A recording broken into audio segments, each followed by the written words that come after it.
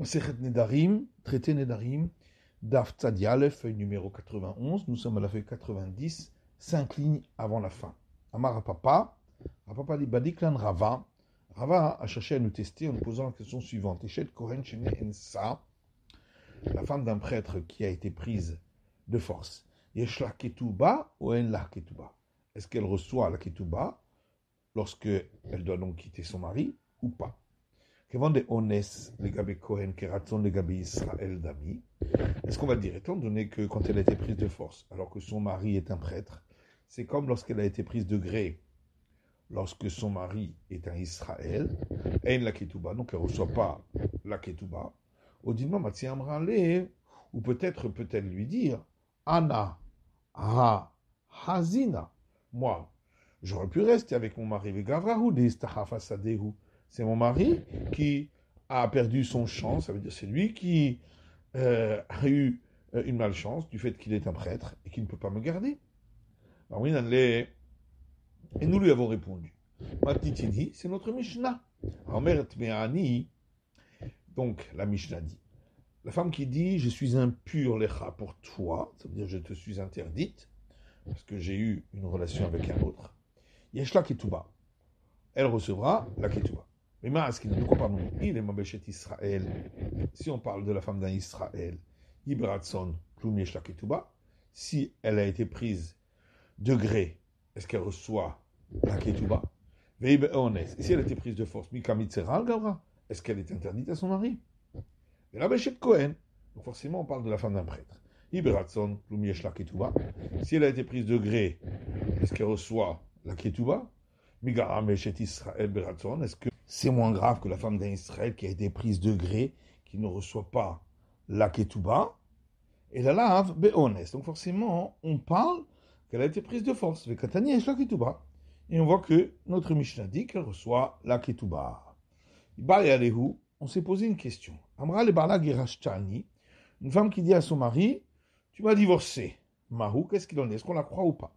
Amar Ravamnuna dit, Tashma, viens écoute. Notre Mishnah qui dit, la femme qui a dit, je suis impure pour toi, donc interdite parce que j'ai eu une relation avec un autre, dit, Afilou le Mishnah Harona, voilà que même d'après le dernier enseignement de la Mishnah, de Katanilo Mehemna, qui dit qu'elle n'est pas crue, Atamru, c'est uniquement là-bas, de Meshakra, on peut dire qu'elle ment, de Adra, de Bala le Yadaba, parce qu'elle sait que le mari ne peut pas savoir. Mais dans le cas où elle dit tu m'as divorcé, le mari sait très bien si c'est juste ou faux. Mais Hemna, forcément, on peut la croire, parce que nous avons pour principe que la femme ne va pas effrontément mentir devant son mari qui sait qu'elle ment. On va le dire au contraire. Même d'après le premier enseignement de la Mishnah, qui dit qu'elle est crue, de la Avida, les bisous yenasha. C'est seulement là-bas parce que elle n'en viendrait pas à se faire honte si c'était faux, de dire qu'elle a eu une relation avec un autre alors que c'est pas vrai. Mais ici, il peut arriver parfois que elle soit en dispute avec son mari, Merisa ou Merisa, elle va être effrontée et dire que son mari l'a divorcée. Motif Rameshar Shia. Rameshar Shia objecte à partir de la suite de la Mishnah. Si la femme dit le ciel est entre moi et toi, car seul le ciel sait que tu ne peux pas avoir des enfants, tu n'as pas de relations normales. Mishnah Rishona, or, d'après le premier enseignement de notre Mishnah, elle est crue. Tufta de Rava. C'est donc une objection contre Rava, puisque ici, il n'y a pas de honte pour elle, et on voit que la femme est crue. La Gemara répond que ça va Rava, Tam, avant de la Sagila, de la Amra, Enyore, Kachetz. Iloïta qui le Kamra, Lo Amra, le Hashamayim Beni Levencha. Là-bas, Rav a dit que, étant donné que il est impossible qu'elle n'ait pas besoin de dire la réalité, que le sperme de son mari ne sort pas comme une flèche. C'est pourquoi il ne peut pas avoir d'enfant. Or, c'est un peu honteux de parler de cela devant tout le monde. Et donc, si ce n'était pas juste ce qu'elle dit, elle ne dirait pas que les cieux peuvent témoigner entre moi et toi. C'est pourquoi elle est crue. La Gemara dit mais l'enseignement de la fin de la Mishnah, qui dit qu'elle n'est pas crue, devrait être une objection contre Rav Hamnuna. Pourquoi?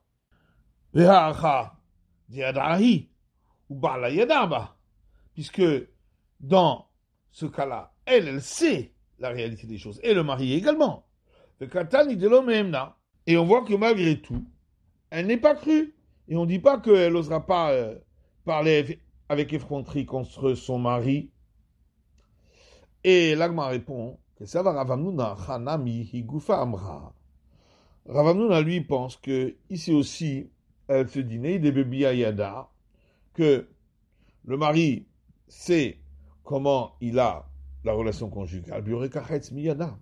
Mais est-ce qu'il peut sentir si le sperme sort avec comme une flèche ou pas? Et c'est pourquoi elle pourrait se permettre de mentir. Il y avait une femme qui, chaque fois qu'elle avait une relation conjugale avec son mari, elle allait ensuite lui laver les mains. Et une fois, elle lui a apporté l'eau pour se laver les mains. Là, il lui a dit, mais voilà que nous n'avons pas eu de rapport entre nous. Amrale, elle lui a dit, Mken, si c'est ainsi, Chad min nochrim halouye d'avoir forcément c'est un des non-juifs qui vend des parfums qui était là. C'est lui qui a eu la relation avec moi.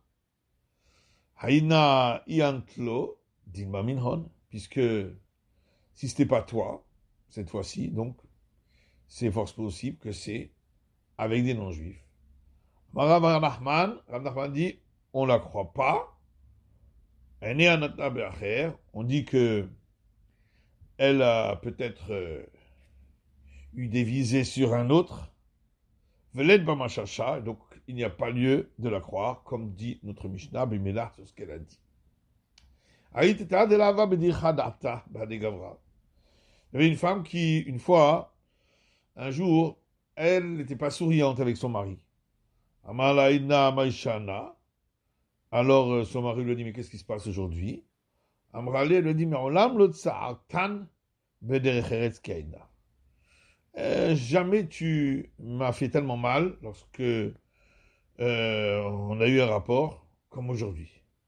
Amala lo avait Adam il lui a dit, mais pourtant nous n'avons pas eu de rapport aujourd'hui.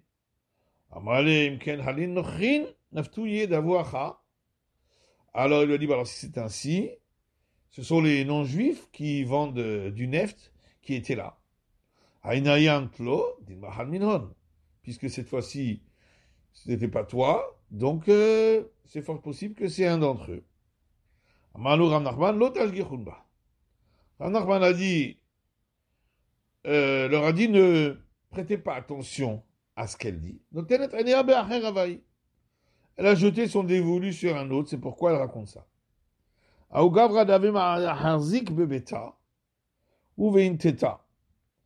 Une fois un homme qui est enfermé dans une maison avec la maîtresse de maison. Et le maître de maison est entré. Alors celui qui était avec la femme, il a coupé la haie et il s'est enfui. Amarava iteta sharia. Rava a dit, la femme est permise à son mari. Imita de Ava des Soura, car si vraiment il aurait enfreint un interdit avec elle, a poussé avec Mirkas. Il se serait caché pour ne pas que le mari le voie. Il y a une fois un homme suspecté de débauche qui est entré chez une femme.